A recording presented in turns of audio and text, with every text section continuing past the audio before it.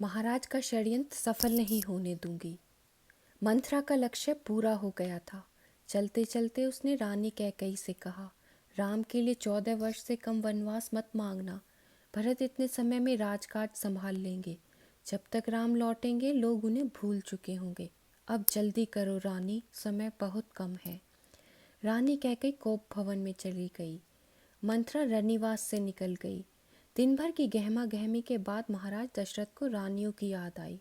तुरंत रनिवास की ओर चल पड़े, उन्हें शुभ समाचार देने। सबसे पहले वे कैकेयी के कक्ष की ओर मुड़े। कैकेयी वहां नहीं थी। प्रतिहारी से पूछा, पता चला कि वे कोप भवन में है। दशरथ को चिंता हुई। कैकेयी कोप भवन में, परंतु क्यों? क्या इसलिए कि उन्हें अब तक सूचना नहीं मिली? मैं उसे अवश्य मना लूंगा, दशरथ ने सोचा। दशरथ कोप भवन का दृश्य देखकर हैरान हो गए। उन्हें कुछ समझ में नहीं आया। कैकेयी जमीन पर लेटी हुई थी, बाल बिखरे हुए, गहने कक्ष में बिखरे हुए, कपड़े मैले। तुम्हें क्या दुख है? क्या हुआ है तुम्हें? मुझे बताओ। अस्वस्थ हो? राजवैद्य को बुलाऊं? दशरथ ने कई सवाल पूछे, कोई उत्तर नहीं मिला। कैकेयी रोती रही।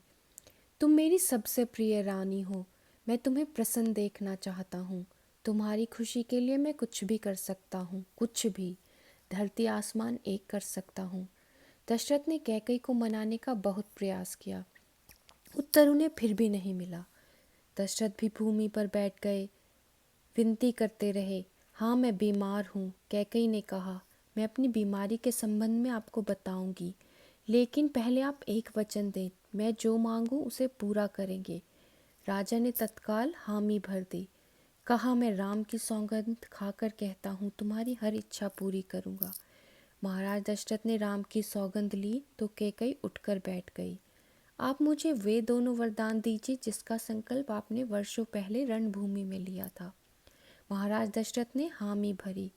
कल सुबह राज्याभिषेक भरत का हो, राम का नहीं, कैकेयी ने कहा। दशरथ भौचक रह गए। उन पर वज्रपात सा हुआ। थोड़ा रुककर कैकेयी बोली, राम को 14 वर्ष का वनवास हो।